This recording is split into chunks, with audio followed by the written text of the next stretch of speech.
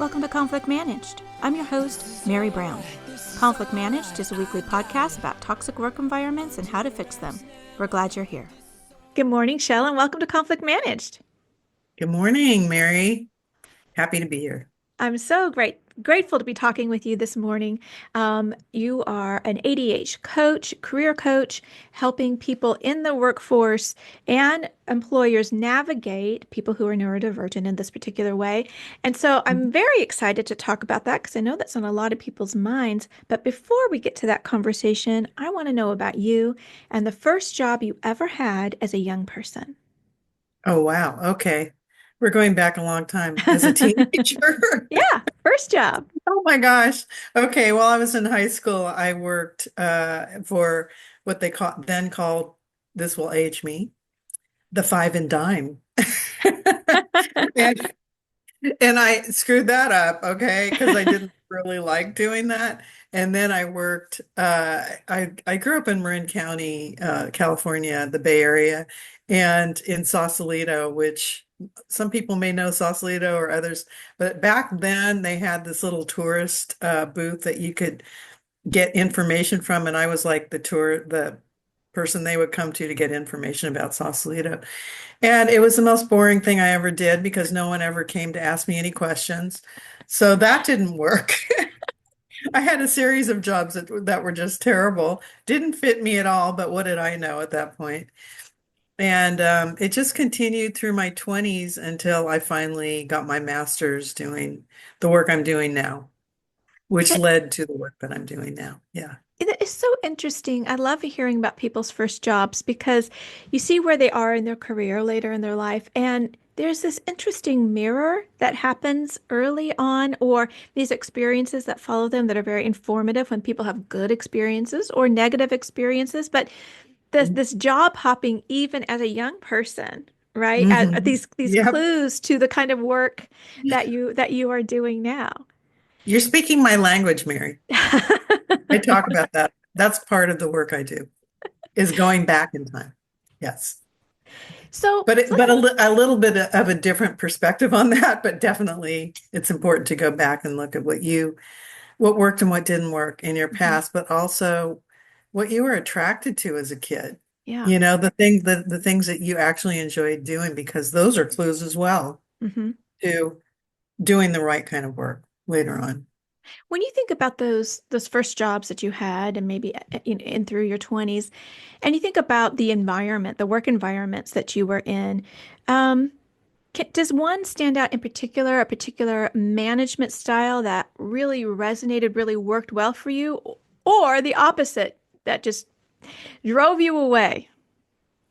Well, okay, so I am diagnosed with ADHD, and everything I did was not the right fit again until I got into doing this work later on in life. So I tried to fake it, mask on the job, pretend like everything was okay. But with my severe dislike for whatever I was doing, those tasks, I could never do a good job. Even though I was capable, it had nothing to do with my intelligence or anything like that or abilities. I had the skills to do these things. I just didn't like doing them. And at the time, I didn't understand that. All I could think of was that there's something wrong with me. Why can't I do this job that's so simple? Like make copies. I couldn't even make copies right. I just dislike doing that work so much. And I was a little bit rebellious, I think. Many people with who are neurodivergent can kind of relate to that little tinge of rebelliousness.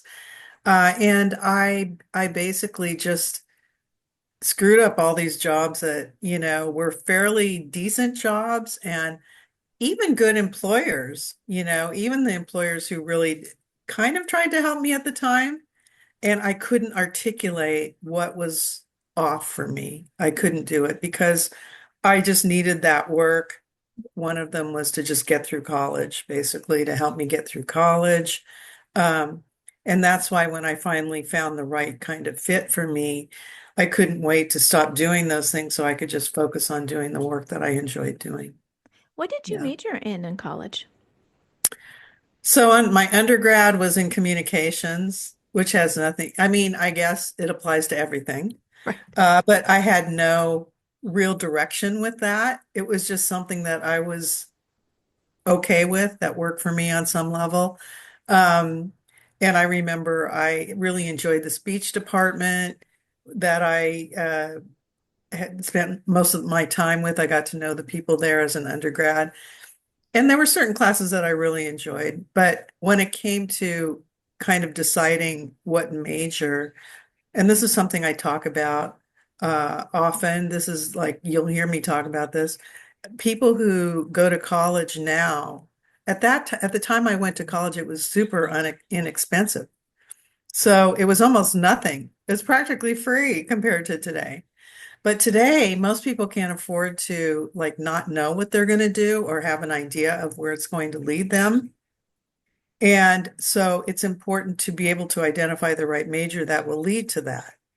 But that what didn't exist at the time. All I just had an instinct for I was pretty intuitive, and I still am very intuitive. And so I kind of intuited my way into this major. But there was no real process for me figuring out what the right one would be that would lead me to doing work. So I never actually thought of what is the work I want to do that's related to that major. That never even occurred to me because I knew I was going to go into teaching. So I had to do an extra year to do the teaching, but I didn't really know what I wanted to teach and who I wanted to teach and what environment I wanted to teach in at the time. So at the time I went into that program following my bachelor's degree, I just kind of guessed at where the best fit would be for me. And I tried to find environments where I could be as creative, use my creativity in some way.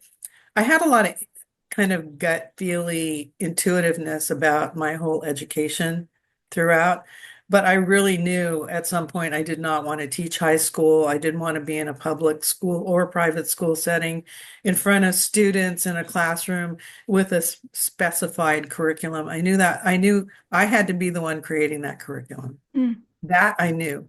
So eventually, what it turned out to be was not the environment or the idea of teaching in general. It was more using the skill of teaching in a capacity that fit me, right? So using that skill is something I do to this day. That's really important, but I had to be the one to sort of develop the way in which I was going to use that skill. So how did you use that skill?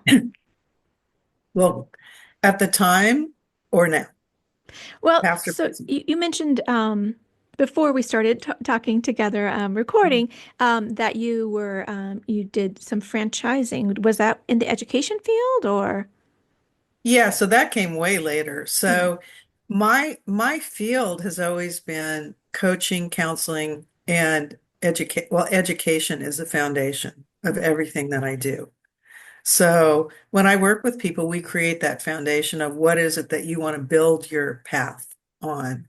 Mine is always education, which leaves what I do so open so I can always ask myself, am I educating in some way? Am I imparting knowledge? Am I uplifting? Am I providing information to people that will help them in some way? Obviously, I wanted to go into a helping profession. So helping people obviously was the bottom line, but education was my foundation. Hmm. Um, and you may need to edit. What was the question No, again? no, no, that's absolutely fine. I So got we're, off. no, that was perfect. So we're just sort of talking about how you got to where you are today. And so you majored in communication, knowing that you wanted to go into teaching, but not necessarily teaching in a classroom. And so Yes. figuring that out. So how did you apply that skill? What was the next thing? The next thing was I took that idea of helping people into the idea of getting a master's in counseling, but I hadn't really become aware or knowledgeable of what the career focus would be at that point. I just knew that I wanted to help people.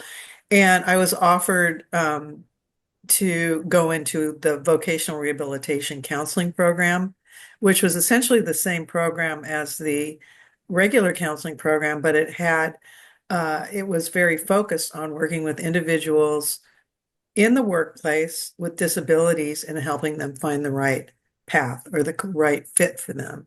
So that's where it started with me. And that's when I work with people of all disabilities, mental, emotional, physical. And I went into the workers' compensation system in California at that point. That was way back in the days when they were actually paying vocational rehabilitation counselors to be hired by insurance companies. And so there was this whole bureaucracy around that I was fine working in for about 10 years. And then I didn't like the bureaucracy anymore. And then they eliminated the whole mandatory vocational rehab. And that at that point, I realized you don't really like working in the system anymore. So what I really loved doing was working in the field of career. Mm. And so that's when I was very fortunate to be to join Richard Bowles in the What Color's Your Parachute training. Mhm. And I got that training at that point, and that's when everything kind of cleared up for me about what my real path was supposed to be. And that is helping people through the process of identifying their career direction, not necessarily people with disabilities, but everyone at that point. I worked with literally for 20 years with everyone. Now, the point where I went off on a tangent was after I had um, worked in the field for a very long period of time. And then I had this brilliant idea after I had my son. So my son inspired me because he was creative and he was artistic. And I just have what I call the ADHD download one morning, where I woke up with actually the name of this company and the idea of what I wanted it to be, which was a franchise system where we could duplicate a business model to help people who were interested in art and wanted to provide art education. And so they had to be kind of not artistically inclined necessarily, but people who really wanted to promote the idea of art for children in after school programs. So it was called Kids Art. It became an international franchise system. Just started from me waking up one morning and me putting all the pieces together to get it going. And that was over a process of probably 5 to 7 years that I did that. But I was still undiagnosed at that time. And I still thought, well, I'm just this creative genius, and I know and I can do these things, and I'm just going to put this thing together. And I brought all the people together, and it took some time of not, I really didn't know anything about franchising. I went into it, 1 foot at a time, made so many mistakes. None of us really knew what the hell we were doing. But it ended up working somehow. And we ended up, so this was up to like 2009, I would guess. And up to that point, we were in 39 states and 15 countries, That's including fantastic. China. Wow. Yeah, China was our first international franchise. And they did a phenomenal job. They actually created a whole school, kids Mm. art school. It was incredible.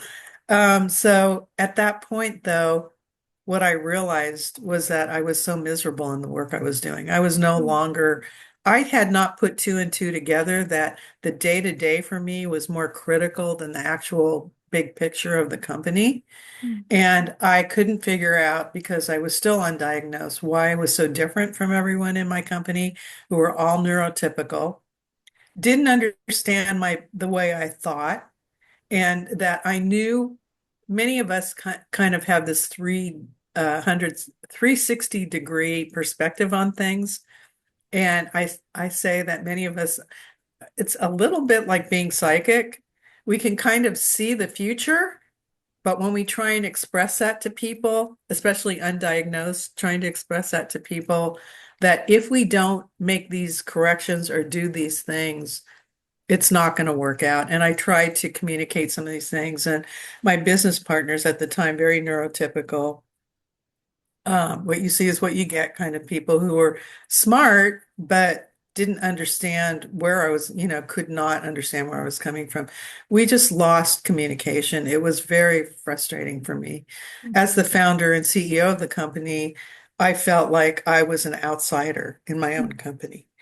Uh, it didn't end well, and I don't really love talking about that part of it because it was very traumatic for me. But I knew I needed to get out. I knew that I just could not continue. And what becomes an albatross at some point is becomes unbearable. So it wasn't that different than people with ADHD in the workplace in the wrong job. It was very synonymous with that. If you're in the wrong fit, everything is going to start breaking down at some point. It will start breaking down. Just give it some time, it will happen. And that's what happened with this. And so once I was out, it was a big relief. And I began working again.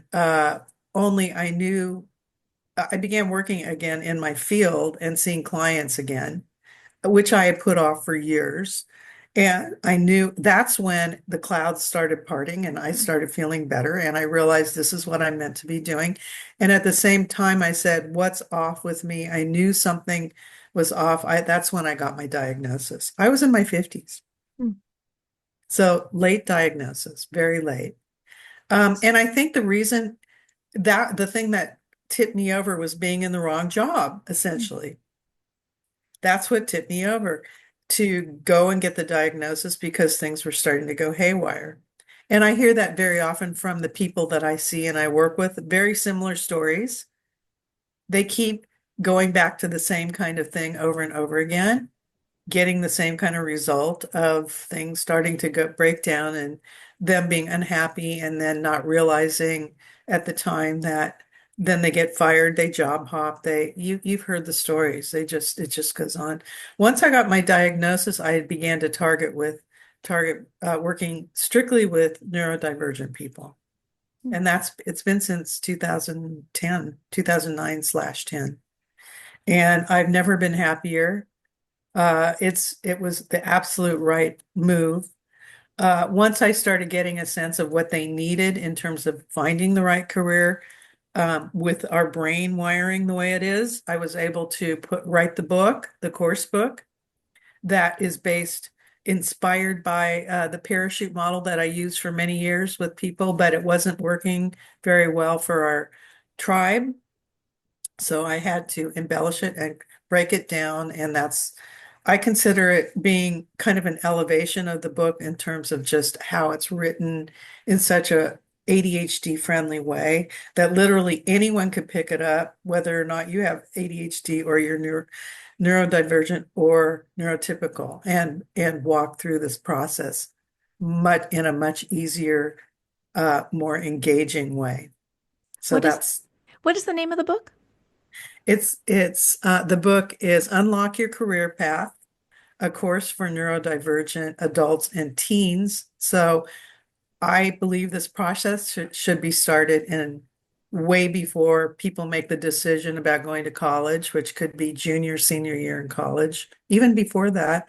But I'd say the book probably works the best for people who are maybe in their junior, senior year to go through, identify the right field, and determine if even college is the right path for them, instead of now wasting thousands and thousands of dollars going through a process that they end up still lost, and they end up coming to me anyway because it's the wrong fit. Why not find out by going through the process? So I've been trying to communicate with educators and with parents to provide this process to their teens. I don't work with teens. I work mostly with young adults and on up. I work with all ages, mostly young adults up. But certainly the book can be a step by step for anybody who wants to teach the course in a high school. And it should be taught. I've always felt all these years I've been doing this, that why are people still questioning how to figure their careers out? Why is that? Why? I mean, at this point, you should have a class that helps you to do that before you make these big critical decisions, right? And it's just been frustrating. That's another reason I wrote the book. I said it is written for neurodivergent, very specifically for our brain wiring. But again, people are still questioning, how do I figure this stuff out? What do I want? What do I really want? What's the right path for me? What's the right field? Or if I'm going to go to college and I'm pretty clear that's what I want to do, how is college going to work for me personally? How's it going to get me the result that I need at the end of it?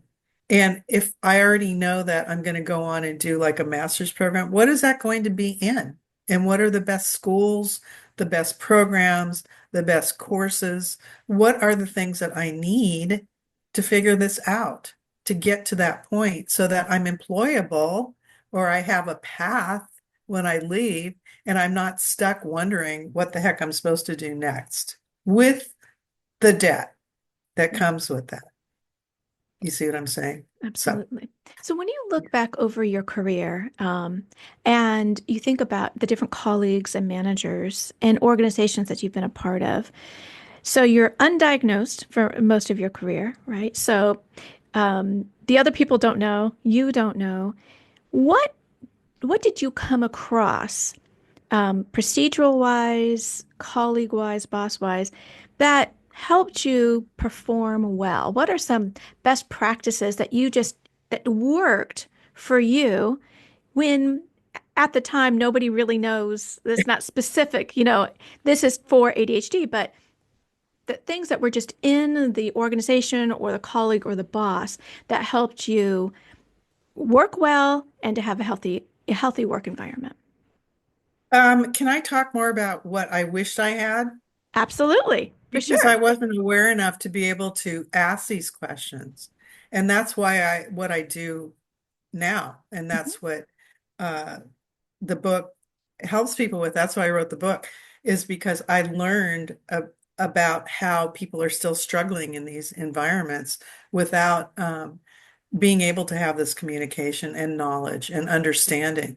So one of the things that's really important is understanding for the let's say the employee first. It starts with the employee understanding what they need and want and under what conditions they best can be the most productive and actually enjoy the work they're doing, right? So the conditions are very important. I have a whole section where you detail out exactly what those conditions need to be, and then you can come back and have that conversation, right? But until you really know what that is, it's very difficult to have it. So some of the questions, for example, employers can ask are there any conditions, and you can talk about physical conditions first. Are there any physical conditions that would make it easier for you to be more productive or to streamline your work or to be less distracted? Whatever it is that is maybe impeding your ability to get the work done, get the deadlines, work on a deadline, get a project completed, even work in a team on a team. What are some of those conditions that you need? And knowing what those are and being able to articulate those, that's number one. That's really, really important. So it goes both ways. You've got to know what you want first, be able to articulate it, and then see if the employer is willing or capable of making that adjustment. Right. Some are and some aren't. Some are like, well, maybe that's not going to work for us because if I do that very often, it's if I do that for you, then I've got to do it for everyone. Well, that's not going to help the person with ADHD because it's still going to be there for them, that condition that is impeding their ability to move forward. Right. Um, and they may be undiagnosed as well. Right. So they may not even understand that. That's why having that self-accommodation plan completed and knowing what you can do personally to make the adjustment before you even have that conversation, which is what it's a whole section in the book to complete, right? Um, I don't know if that answers your question, but I think employers can ask about the physicality of where they are, like the lighting, that sometimes just working in a cubicle can be distracting because you can hear other people's conversations. So if certain noises or things are bothering you, then you need to be able to just say, yes, this is impeding my ability to get this work done because I get distracted. Um, and even, I don't know, some work environments now have this open concept. I don't know how some people with ADHD or neurodivergent people can actually thrive in that environment. Others, it absolutely cannot do that.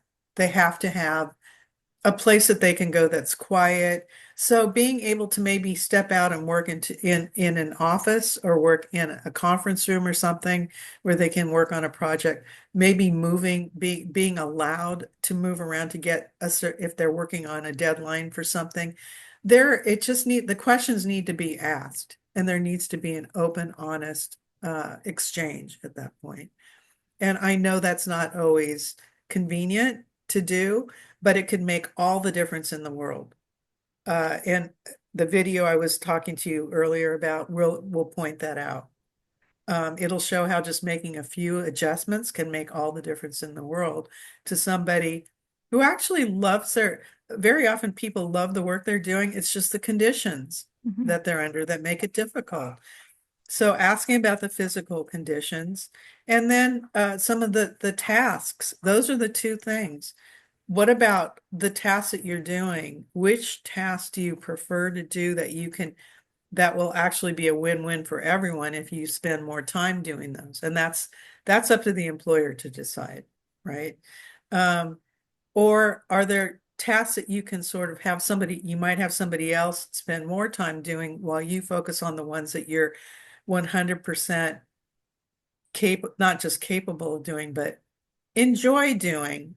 And I'm going to use that word because with our brain wiring, enjoyment of the job is everything. Being attracted to those tasks is everything. And trying to pretend like, well, just suck it up kind of thing does not work with our brain. People listening to this will know exactly what I'm talking about. If you have ADHD, you understand what I'm saying. This is probably true for everyone, but neurotypical people can sort of get through the hard times or doing things they don't enjoy, maybe a little bit easier than people who are divergent.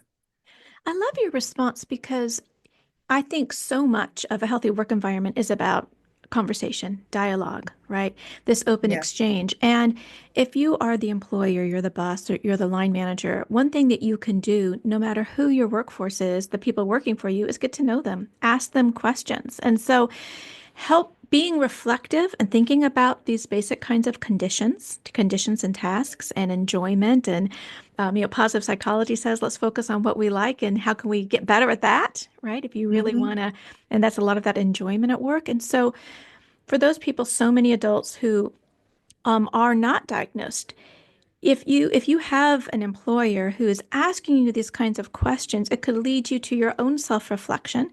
And so whether you're neurotypical or neurodiverse, these questions, these having a dialogue so that I start to think about, well, what are those conditions in which I'm really going to add value here to the organization and to myself? And getting in a culture where we ask those kinds of questions, self-reflection is how we become better. Is about professionalism, how we really understand what it is that we want in our life and how we can work together. And so that reciprocity, where we have our manager, the boss, who's asking these questions and curious, and the individual worker who is curious, independent of maybe what they might find out about themselves. But how are we going to know if we don't ask these kinds of questions?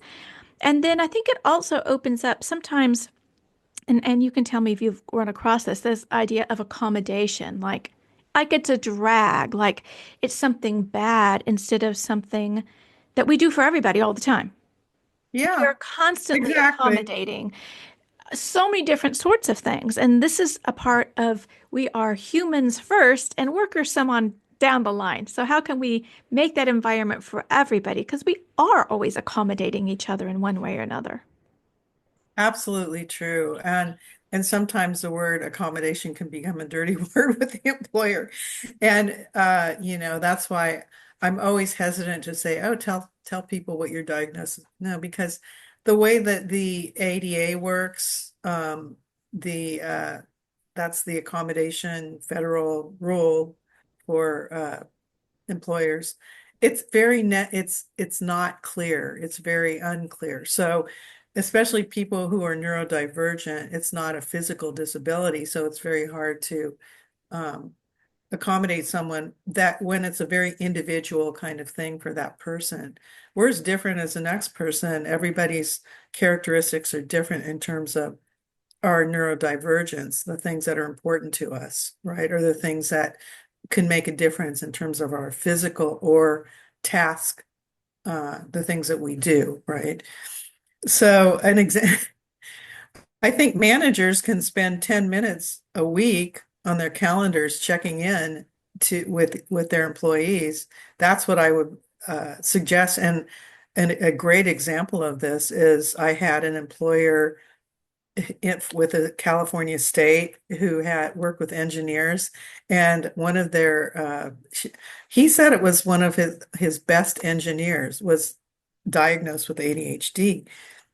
But the one thing that person would never do is fill out this form that is required by the state every week to I don't know, it's just this requirement.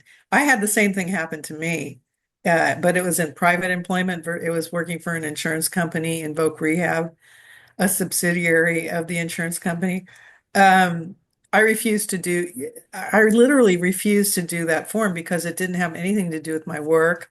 It took time. It was just something that distracted. It was awful. It was like hell on earth to have to do that. And what I told them was, this is how it was for me. And chances are it's the same with this person, which is why you're not getting this information from them. What I recommend you might do is schedule the 10 minutes, go in and sit with them in the forum, and question by question go through it with them so that they have like the double thing you've heard of. Mhm. It will be kind of a body double thing that the manager does to get for 10 minutes out of the week, get that form that's required from that person, help them to know that, there's somebody else sitting there helping them through it, get through it, so they can go on to do the work they love doing and do so well.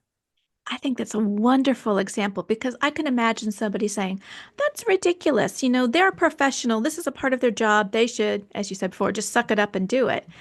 And Yeah. it's like, okay, so let's imagine this person is having this problem for a variety of reasons, maybe because they're neurodivergent. And so, how much time are you going to spend every week going back and forth and being frustrated? And rather than saying, oh, this is what this particular person needs to knock it out of the park 99% of the time, I'm going to devote 10 minutes a week to getting this done. I reduce my stress, I reduce their stress, I make a better work environment. I mean, it's such a win-win. So we got to get Yeah. over this. I shouldn't have to do this, or everybody should approach work the way that I approach work and my understanding of, what everyone should be able to just suck up this, that, or the other. Yes. So I think that's a Suck it up. brilliant. Is That's it? the worst. That's the worst. Those are the worst words on the planet. Just suck it up. Yeah. I love that Without example. Yeah. understanding. Yeah, and so what was fun for me was watching the light bulb go off in his head, and saying, "Oh, I can do that." I mean, I am a manager. This is how I manage people, right? Right. I mean, I can see all the wheels spinning and everything is like, "Wow, this is such an easy solution." And this person is the best engineer on my staff. Why the heck would I not take 10 minutes to help them get through this? But you explained it perfectly that weeks and weeks can go by with this frustration on both ends. Mhm. The anxiety that the person has for not doing it and still not doing it because we have this little rebelliousness in us. If we don't think it relates to what we're doing, we'll say no, not going to do. And back, just kind of going back to my very first job in Voc Rehab, which I discovered I went from being fired from all these jobs I hated to a rock star in my field. Um, they loved me so much. I was doing so much for that company that I said, I'm not going to do it. And the manager came in one day and said to me, uh, so are you going to be filling this form out? And I said, nope, I'm not.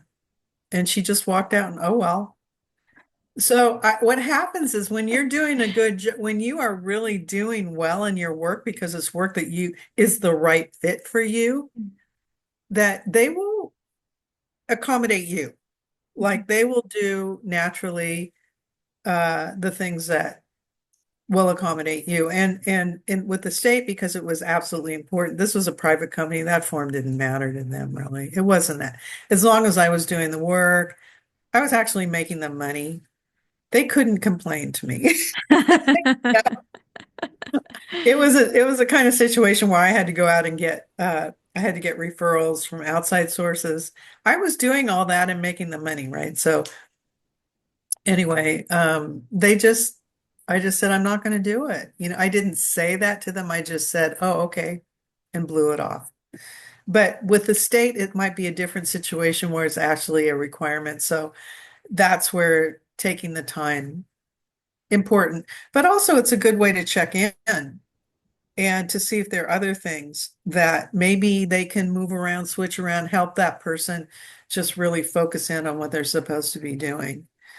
Because when you have a neurodivergent employee who enjoys what they're doing under the right conditions, you have top of the line employee who's going to just knock it out of the park over and over and over again. You're going to have top of the line. That's That's what that's we it. want. That's right. Yeah. So I have a question for you. So I'm very interested in conflict, and conflict is not the problem; it's unmanaged conflict. So, are there any things that you see in your work now with adults with ADHD when it comes to conflict? So everybody experiences conflict at work. Is there anything that you see that comes up time and time again? Or do you have any advice about somebody who has ADHD and how they approach conflict at work? Ooh, that's a tough one. For me, in my position, it always comes down to really knowing who you are and what you want and being able to articulate that. Mm. That's the key, who you are and what you want and being able to articulate it. So the conflict would be around how can you make that happen for yourself? Is it possible to make it happen? And if not, this is the wrong position for you. And to find the options that are the right fit for you, to know what those are. So for me, it's just about having clarity and focus on what it is you want to do. The actual, giving advice about how to manage conflict isn't really my forte. But I think honestly, when you have the awareness of who you are and what you want and need, it makes it easier to have those kind of conversations, to see and balance where things are at on the other side. Is it possible to to make these changes, to have uh, maybe switch the accommodations around a little bit? Is it possible to take on different tasks? Can you do this more? Can I do this more?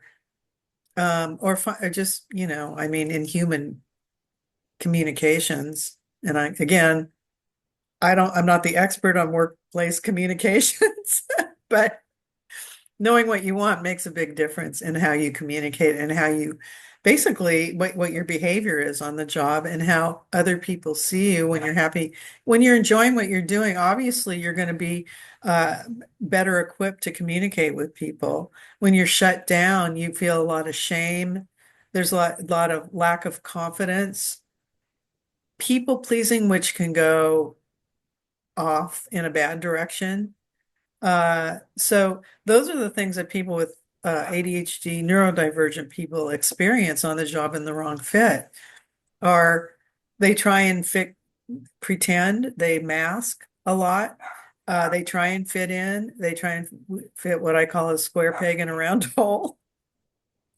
And they're not often able to do that. It just, you can't bake it till you make it. It doesn't work with our brain wiring. It just doesn't. So, yeah, I'm not sure if I answered your question, but I think going back to really understanding who you are, what you want, and being happy in your work really shifts the whole conversation entirely. So, Well, I think it's a wonderful response because so much when we get caught in conflict, we're confused and we don't see very clearly. And so one of the first steps is always to stop, to pause, and to get yeah. clear. And the more you know yourself, then Mhm. the more you're going to be able to identify things that are not going well and get Yes. really specific about behaviors that are not working for you so that you can then see, okay, well, what is it that I want? Who do I need to have a conversation with? What's going on organizationally? And I have noticed a few people that I know who have gotten a late diagnosis, this kind of freedom, Oh, a yeah. ADHD, diagnosis, a kind of freedom, a kind of real confidence that sort of floods them like, oh, this, I know who I am. I now know what I want. And that kind of confidence and self-awareness is very important to addressing conflicts early and often, to be able to have fruitful conversations. Because when we're confused and we don't really know what's going on, we know something is wrong, but what is it? Who is it? Yeah. What's happening? It's very hard to navigate conflicts when we're in that space. Yes. That's what generally will cause conflicts more than anything. Not knowing who you are, what you want, why you're there, feeling like you don't fit in, trying to pretend to be somebody you're not. And one of the things when I work with people is we talk about the traits of people we want to work with, the characteristics of the people we prefer to work with. So we get a very clear understanding of who those people are going to be that we want to be surrounded by. And I've had many people come in and say, I love my work, but it's been the manager, the actually very sometimes it's just the whole um, company itself and the way whatever their mission is or how they present the whole structure of the company is not the right structure for that person. The dress code, it can be so many different things. I have Yeah. people say, if only I could just be myself and dress a certain way, it would help me actually focus on what I'm doing, Mhm. which means that they're working in the wrong environment again, Right. right? Yeah. That's not the right environment for them. And the company structure is not going to change probably. It's not going to like change shift to fit what their needs are necessarily. So knowing that gives that person the option of looking for situations that are going to be a better fit for them. Yeah. So always knowing, having an idea from the bigger perspective, what the best fit is ideal, obviously, but most people don't know that. They don't know how to figure that out. So that's what I do. That's my work. I love that so much because it's so freeing. It's not there's something wrong with me or necessarily that there's something wrong with this organization. It's just not a right fit. I It's I I used to think about this when I went shopping. It's like this outfit doesn't fit me like or yes, I don't fit this outfit, right? So there's something wrong with my body because this size is not working for me or this style is not working for me. And then when I shifted the narrative is that no, that's not working for me. I'm not the problem here, but me in this dress, right? It's this particular combination. So like some people say like, oh, the size, and so they get demoralized because they go to the store and the outfits in the size. It's like, well, who cares about that, right? What's the right for you, right? So the yeah, problem isn't you, and it may not even be that external thing. It's this, and that's really quite freeing and giving it's a people great options. analogy, Mary. It's a great analogy. I'm going to use it. I'm stealing it. I Good. love that. Great analogy. So when you look into the future of work, this is the last question I like to end on. And you look into the future of work, what do you think needs to happen so that not only will every worker be treated with dignity and respect, because that's a baseline, but we want more Yeah. than that. We want to thrive and flourish. So what do you think needs to happen so that that will be the world of work? Well, I think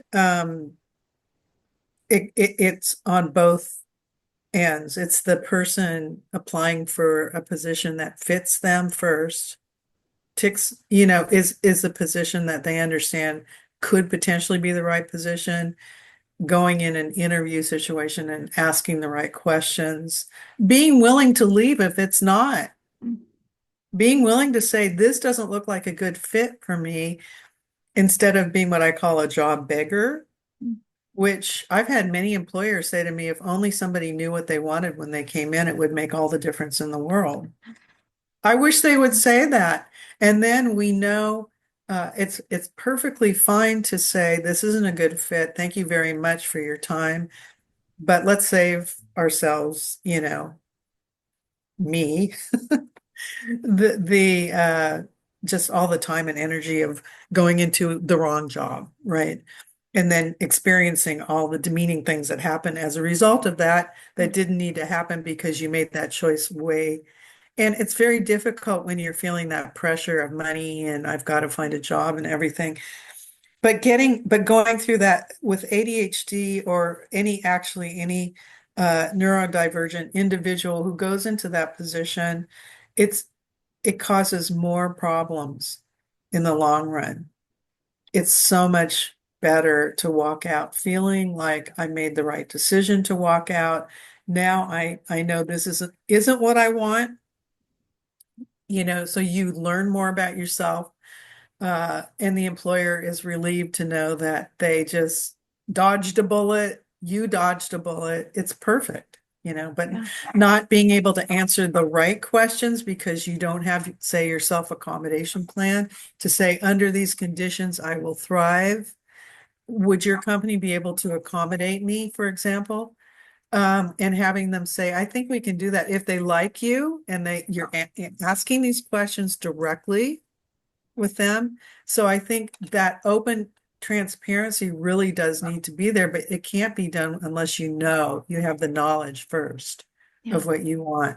And then the employer can respond with, you seem like somebody who we would like to accommodate because you have so many of the qualities and we're looking for people who are blah, blah, blah, blah, blah. And then they can make that decision to say yes or no. Do you see what I'm saying? It goes both totally. ways. Yeah, So it's a win-win for everyone when there's that openness and that knowledge and the ability to articulate that yeah, from the employer and from the employee. Instead, I mean, some companies are just, nope, that's not going to work, which is fine. mhm, It really is. You just need to be able to say, okay, thank you very much. So you don't have to feel demeaned. You don't have to feel like there's something wrong with you. It's about you, like the clothes. I love that analogy. Just get a size up. If you like that outfit, just get a size up. right. Who cares? It's okay. It's okay. Nobody's looking at your sizes. It's that kind of thing. Yeah, it's exactly the same thing. But again, being empowered with the knowledge of all the things that are important to you to be in place in your work environment for you to thrive. And then you can honestly say to them, under these conditions, you have a rock star in your hands here. You have somebody who's going to get the work done quickly or within whatever the deadline is, be able to take on a variety of projects, work with certain types of people, work in this environment to get this thing done because they know that you're basically on their side, they like you, they like what you're doing, and they're willing to, accommodate some things without it being too much of a problem for, I don't know, they make their own decision, but it's a two-way kind of conversation that actually needs to happen Yeah, instead of just shutting down the employee, shutting down the employer, or feeling hopeless and walking out with your tail between your legs. You don't need to do that ever. Yeah, I always tell my clients the first job that you interview with, where you can walk out the door because you know it's not the right fit, will be the most empowering experience you ever have. mm, And guess what? The right fit is just around the corner. that's right. It really is. So it's such a win-win when when you're able to articulate. It's just And absolutely brilliant because it's just true for for whoever. I mean, how do we have healthy work environments? Well, first of all, we have to know what a healthy work environment is and what is it here and what is it specifically for me, and then how all these people work together. But if people aren't asking them these sorts of questions, and so I encourage all the listeners to really stop and think. What are those conditions in which you just kill it? When it comes to the physicality of the place in which you work and the noise and the people or lack of people, like what are those conditions where you thrive? What are those conditions that aren't, wonderful for you? And what are those just, like I'm going to crash and burn, right? And so Mhm. the more we know that, and then we can say, hey, this is it for me. What is it for you? And get really curious. Then we can say, okay, well, how can I support you? How can you support me? What's possible here? Oh, what's not possible here? I have been trying to fit in this square and it's just never going to work and everybody's getting splinters. So, all right. Yeah. And what freedom. I love that. This is a very free, what you're offering is a really freedom and confidence. And it's good for the individuals, organizations, and society when we have people who are Yes. in the right place. Yeah. And I do, I want to reiterate in the book, the whole chapter is there for you to complete on creating a self-accommodation plan for yourself to be able to articulate all this, to get all that in very much in a lot of detail. It goes into great detail. All the physical aspects that make a difference, all the what I call non-physical, which are, the company mission, the way the structure is, all of those things. Diversity means a lot to people. All the itties, IT-wise. Some people really thrive in environments that are diverse, others maybe not some, I don't know, but you need to know what that is for you. And so the book can help with that. And I talk about my master class and Please do. So tell us the name of your book one more time and where we can find it, and then tell us about your masterclass. so it's called Unlock Your Career Path, a course for neurodivergent adults and teens. Again, it's for everyone. So it's not, it does have that emphasis, I would say, but the process itself is something everyone can go through and get the information they need, right? Mhm. So that's at unlockyourcareerpath.com. You can get the PDF download. So it comes into an ebook format that's fillable. It also comes in the physical format on Amazon. So if you go to Unlock Your Career Path, it will direct you to where you can find it on Amazon. So that's where you can find it. The up leveling of this is I work with people. We use the book obviously in the class and and it's an up level of adding coaching, support, a small community of 4 to 6 people to build a network of support around. And most importantly, I'd say is the coaching along the way and the accountability that most of us need to follow it through because it is a self-reflective deep dive process. Mhm. So it's not assessments.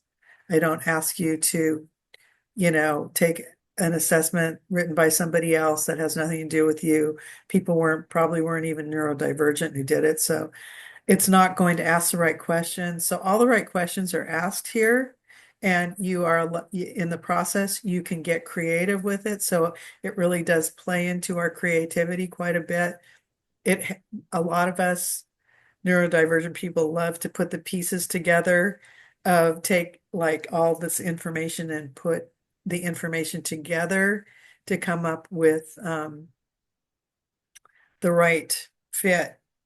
So that is like you become a detective in your own process and you have clues that are coming through the whole time. You're seeing repetition, you're seeing information that keeps coming up. And eventually the cream rises to the top and you start to see, oh, okay, this makes sense. No wonder these things didn't fit for years.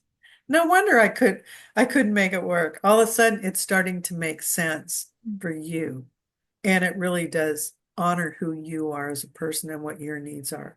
So, Shell, thank you so much for the work that you're doing, first of all, because it's such important work. And I'm so interested in, and clearly you are, in helping professions. How do we make the world a better place? And that's one person at a time in the messiness of life, and that you mm, have devoted this part of your life to helping people have better lives and work environments. So thank you for that, and thank you for being on Conflict Managed. thank you so much, Mary. It's been a pleasure. Take care. Shell, thank you so much for being on Conflict Managed. I really enjoyed our conversation. Listeners, I wish I would have kept on recording because we talked to her about 20 more minutes afterwards. I just really love what she's up to, trying to help people have better work environments, both for employers and the individuals. So go check out her work, her book, and thank you, Shell. Conflict Managed is produced by Third Party Workplace Conflict Restoration Services and hosted by me, Mary Brown. You can find us online at 3pconflictrestoration.com. Come back. We have new episodes every Tuesday.